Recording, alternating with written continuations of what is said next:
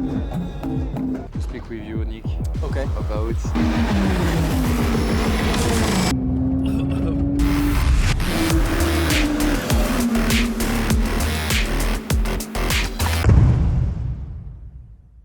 Bon les gars, aventure exceptionnelle. On est jeudi 22h du côté de Roissy. On va vous emmener très très loin du côté du Qatar, Doha, le circuit de Losail. Ça vous dit quelque chose? Vous le connaissez pour la Formule 1. Nous on y va pour le WEC, le championnat du monde d'endurance. On va vous emmener dans un voyage absolument incroyable. On va dormir un peu avec mon polo et dès qu'on arrive au Qatar, on va vous présenter tout ce ce que vous devez savoir en tout cas sur la discipline. Sur les pilotes, il y en a certains que vous connaissez. On a hâte d'y être les amis, on a hâte d'y être. Oh, le passeport. C'est mon premier long courrier les enfants. Premier long courrier. La dernière fois on était parti à Madrid, 1h30, 6h, il faudra être bon.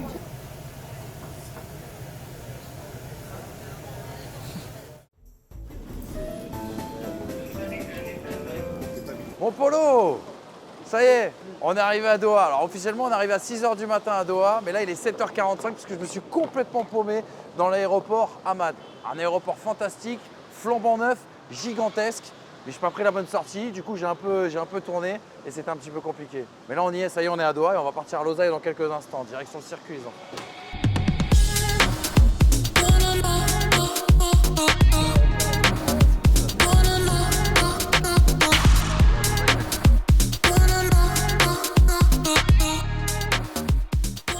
Les amis, on vient d'arriver à l'hôtel, la Maison Hôtel. C'est un nom français, tout simplement. On est en plein cœur de Doha. Il y a quelques petits portraits. Polo va vous les montrer du Cher El Altani. Je dis très très mal, mais c'est le grand propriétaire du Paris Saint-Germain. J'ai hâte surtout de retirer ces énormes couches qui viennent de Paris parce qu'il fait une chaleur déjà de malade. Puis là, on va profiter, on va se poser un petit peu et après, on partira directement au circuit. On va préparer les petites interviews et puis directement aller voir la piste et aller voir les pilotes surtout, les gars.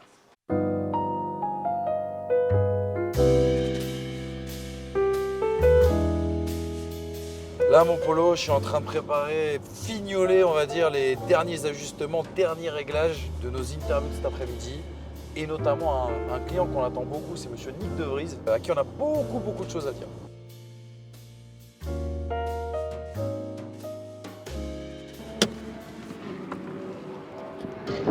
Les amis, on vient d'arriver à Losail. Losail, c'est la ville un petit peu futuriste, à 20 minutes de Doha. C'est là où notamment il y a le plus grand stade de la Coupe du Monde, plus de 80 000 places, mais il y a surtout le circuit. On vient d'y arriver, vous entendez le bruit juste derrière nous. C'est les free practice qui sont en train de se passer. Nous, on a récupéré le précieux sésame, la petite accrède. On va rentrer sur le circuit, aller déjeuner rapidement. Et la suite du programme, outlap, interview, et puis on va suivre les qualifs ensemble.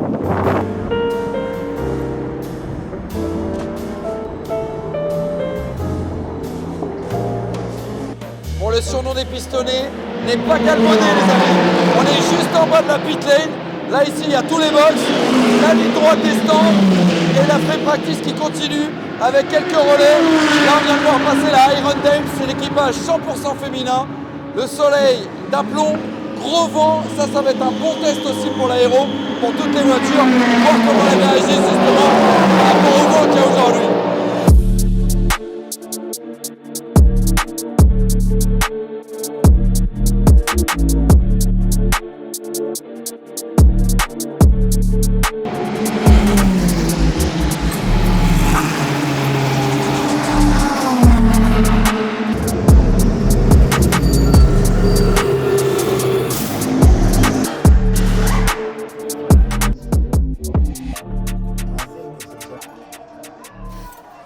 Un petit mot, on sort de table et on va monter là-dedans avec Yannick Delmas. Voilà.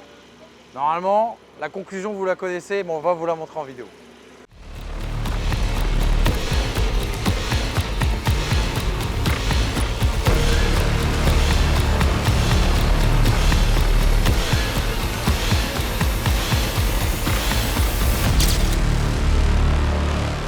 Les amis, on est embarqué dans la safety car. On est avec Yannick Delmas qui va nous conduire pour ce tour du circuit de Losail. Moi je suis concentré, Yannick encore plus que moi, tant mieux, c'est ce qu'on attend. Maintenant on va se régaler, on va vous faire vivre ça.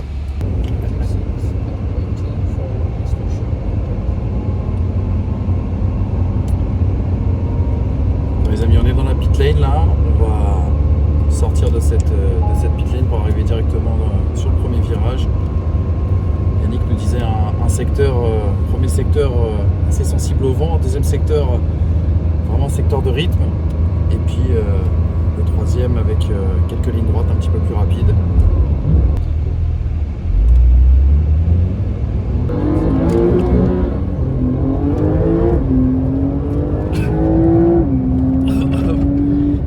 C'est impressionnant, oh la vache, le freinage, l'accélération, oh là là.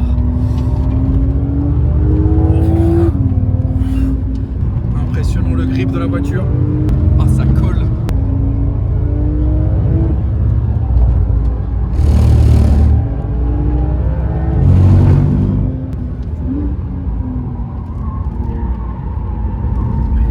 Avec un gros point de freinage.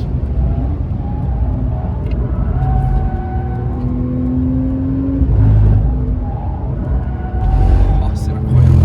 Le grip de cette voiture. Le talent du pilote surtout.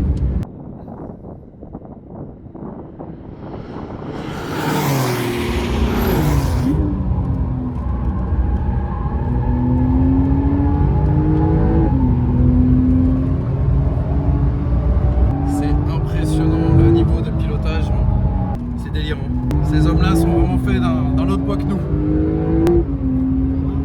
C'est parfait Yannick, c'est un moment incroyable que vous faites vivre. Il n'y a pas de mots. Génial.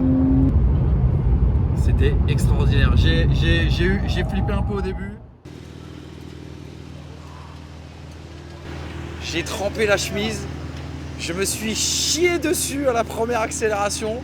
T'as un demi-tour pour te mettre dans le rythme, entre guillemets, que ton corps, tes organes se mettent dans le rythme. Et une fois qu'après c'est parti, que tu t'es habitué, tu as envie que ça dure 35, 40, 50, 100 tours. C'est incroyable le grip de ces voitures et le travail du pilote, quoi. Tu sens l'expérience, le mec fait corps avec la machine.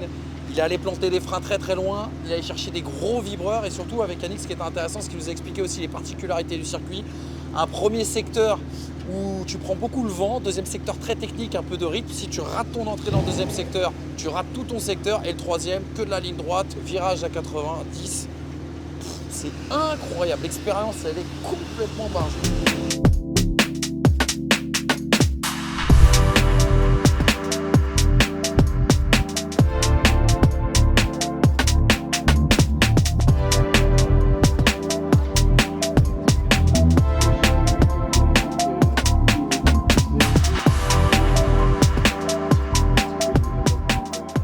Well, first of all, I'm very happy to be back back with the team, back in WEC. Of course, we never really got the opportunity to race together, but I've been with the team since 2020, and it's great to kind of start racing together at probably the peak of endurance and WEC racing, with so many manufacturers and teams joining at the same time. So we're all really excited for this era, and we're aware of the competition and increased competition and challenge we will face, but we're looking forward to it. Sonore et puis c'est l'Amérique quoi. gros V8, gros déplacement moteur, donc c'est vrai que gros cylindrée, donc je pense qu'on est vraiment dans l'esprit US. On a la chance de rouler pour Cadillac et de représenter cette marque un peu mythique, et ça me permet de rester dans la famille GM, et c'est vrai que c'est une belle opportunité. Quand ça s'est présenté pour la saison 2022, c'était aussi synonyme de la fin de ma carrière IndyCar, mais malgré tout, je regrette rien, quoi. C'est super intéressant de faire partie du programme officiel comme ça. Et puis là, avec l'arrivée de l'hypercar et le boom que l'endurance connaît, on le savait tous que ça allait arriver quand la convergence a eu lieu. Et là, on voit des super belles autos qui sont dans des designs un peu d'identité relativement bien identifiables par rapport aux marques. Donc c'est intéressant, et puis c'est plaisant pour les spectateurs. Et puis on a quand même 19 voitures qui vont se battre pour la victoire dans un championnat du monde d'endurance. Je pense que si on nous avait dit ça il y a 5 ans, on aurait tous signé. Donc c'est vrai que c'est super intéressant, et il y a de la concurrence, et il va falloir être bon, quoi. Paul-Loup, la première question qu'on a envie de poser, c'est comment, lorsqu'on a grandi en Eure-et-Loire, qu'on est issu d'une famille d'agriculteurs sans passif dans le sport automobile, comment on devient l'un des meilleurs pilotes, ou l'un des pilotes les plus en vue en tout cas de la scène endurance cette année? Bonne question, je me le demande encore un petit peu parfois. J'ai eu la chance de faire beaucoup de ski alpin quand j'étais jeune, donc j'ai fait des compétitions en ski où je suis monté à haut niveau.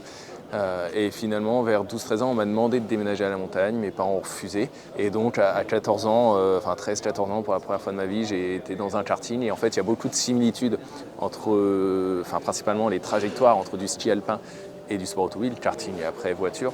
Et je pense que finalement, mes années de ski alpin m'ont aidé à essayer de rattraper mon retard en karting le plus rapidement possible. On subit aussi un petit peu ce qui se passe dans la catégorie Rennes. Finalement, pendant 5-6 ans, il y avait quasiment qu'un seul ou deux constructeurs dans cette catégorie, donc c'était très compliqué d'avoir des places. Et maintenant qu'avec cette nouvelle ère un petit peu du WEC, avec tous ces nouveaux constructeurs qui sont arrivés, et puis Alpine bien évidemment, on va dire mon constructeur de cœur, j'ai eu cette opportunité, donc je suis très fier. Non, évidemment, tu as Jenson Button qui vient, l'ancien champion du monde de F1, il y a Nick De Vries, tu as Mick Schumacher, donc il y avait 14 pilotes, anciens pilotes de F1 qui débutaient cette année au Qatar. Tu as quand même Valentino Rossi, la légende de MotoGP qui vient aussi, donc il y a une attractivité, il y a 14 manufacturers constructeurs différents, 19 hypercars, donc c'est un record, il n'y a jamais eu autant de compétition, et on aura encore plus en plus au Mans parce qu'à chaque fois ça va doubler les voitures. Voilà, qu'est-ce que vous voulez d'autre comme raison pour suivre le WEC, de la compétition, ça se double tout le temps, tu as deux catégories bien distinctes, donc beaucoup de trafic, il se passe tout le temps des trucs en fait. Il se passe tout le temps des trucs et de voir tout ce petit monde ensemble sur des beaux circuits aussi. On a 8 rounds, 4 nouveaux circuits, on va aller à Sao Paulo, Austin, Imola, Spa, voilà, et puis là le Qatar et on terminera au Bahreïn, donc c'est plutôt cool à suivre. C'est pas toujours facile à comprendre, donc on essaie d'expliquer aux gens ce que c'est que la BOP, mais oui, ça permet que tout le monde soit au moins dans la même fenêtre de performance et que ce soit pas une domination éclatante du premier ou du deuxième et qu'il se passe des choses en piste. Les amis, on a eu une journée archi chargée. On arrive justement à la fin de cette première journée du côté de Losail. C'est les qualifications là en ce moment. 12 minutes de session pour les GT, 12 minutes de session aussi également pour les hypercars. On a vécu franchement une journée complètement folle. Des interviews de fous, du bonbon, du bon poulet comme on l'aime. Donc là, on va suivre ces qualifications parce que ça va définir l'ordre de départ de la grille de demain. On a déjà quelques tips, quelques petites informations et demain on vous emmènera dans les coulisses, dans les box et au plus près du spectacle sur la grille. Bref, on a déjà d'être à demain. Mais mon Polo, on va rester attentif à ce qui se passe en piste quand même.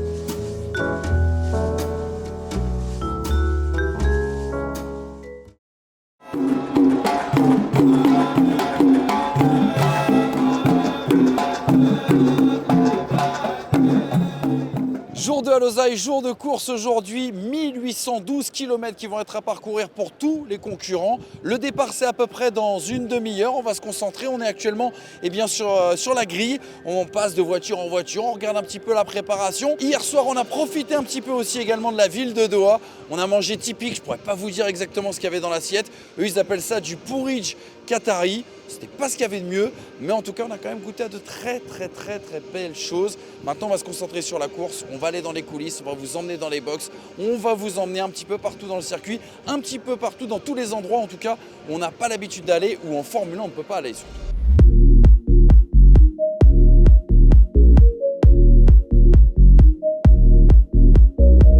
Les amis, on est juste à côté de nous, la Peugeot justement Hypercar qui a une particularité qui avait beaucoup fait parler et jaser l'année dernière, c'est qu'il n'y a pas véritablement d'aileron arrière. C'est quelque chose qui va changer cette année, un petit peu plus tard dans la saison. Normalement cette Peugeot elle va justement s'équiper d'un aileron arrière, mais regardez à l'arrière, cette espèce de toboggan qui plonge et qui est vraiment particulier, très différent de l'arrière justement des autres Hypercars, des autres prototypes qu'on peut retrouver notamment dans cette compétition. La course commence dans 2 minutes, petit café, brioche, le quotidien d'artiste.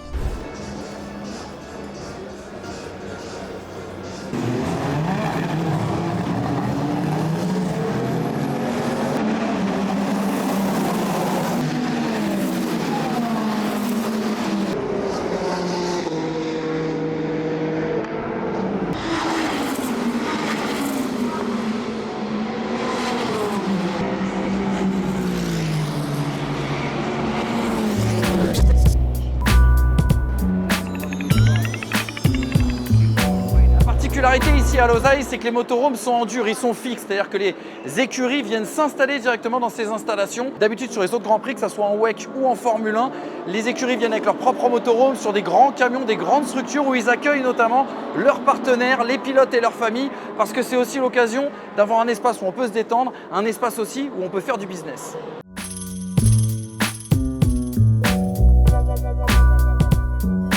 Vous emmenez dans les coulisses, on est ici bien sûr dans le stand Jota où un pit stop va se préparer. Juste à ma gauche, il y a une petite liste avec l'organisation de qui s'occupe de quoi, le préposé aux pneus, le préposé à l'essence, la préposé au changement de pilote. Et puis vous allez voir, on arrive ici justement dans le box. À droite, on a les mécanos qui sont en train de se reposer en préparant justement le pit stop. La voiture qui va arriver juste devant nous. Et puis la pompe qui va permettre justement de mettre l'essence. Ici en fait on a tout un tas de rangements avec notamment des clés à outils via des tiroirs. Et juste sur le côté, on va avoir le casque des pilotes. Les pilotes justement ils sont en train de se préparer. Regardez notamment avec Norman Nato qui est en train d'échanger avec son ingénieur en direct avant de prendre la voiture d'ici quelques minutes maintenant. On est toujours dans le stand Jota, on ne va pas parler trop fort parce que juste derrière nous, on a toute une équipe d'ingénieurs qui vérifie toutes les datas en temps réel sur la voiture. Que ce soit au niveau du moteur, au niveau de la performance aérodynamique et notamment ceux aussi également qui sont en lien avec le pilote directement. Ce qu'il faut savoir, c'est que les effectifs en WEC sont restreints par rapport à la Formule 1. Seulement 25 personnes peuvent intervenir sur la voiture. C'est beaucoup moins qu'en Formule 1, 4 à 5 fois. Et pendant le pit stop qu'on a vu justement tout à l'heure, il faut savoir qu'on va avoir 2 préposés aux pneus, un à l'avant, enfin 2 à l'avant, 2 à l'arrière. Il change de côté après avoir fait la droite, il passe à la gauche. Un préposé au fuel, ça change, ça prend énormément de temps par rapport à la Formule 1 où il n'y a pas d'arrêt de carburant. Et puis aussi également on a vu un assistant qui aide le pilote en fait à embarquer dans la voiture, à extirper aussi celui qui vient de terminer son relais, parce que c'est très simple, les pilotes ils font pas le même poids, pas la même taille, et donc ils ont un baquet moulé sur mesure pour eux, et donc il faut les aider à installer le baquet moulé et derrière s'installer, s'arnacher et partir le plus vite possible. On est toujours dans les coursives du circuit de Losail, on va se diriger tout doucement vers chez Alpine. Paul Louchatin est actuellement dans la voiture, on l'a vu hier, on va aller prendre de ses nouvelles aujourd'hui et on va surtout essayer de comprendre comment se passe un pit stop en hypercar, ça risque d'être impressionnant.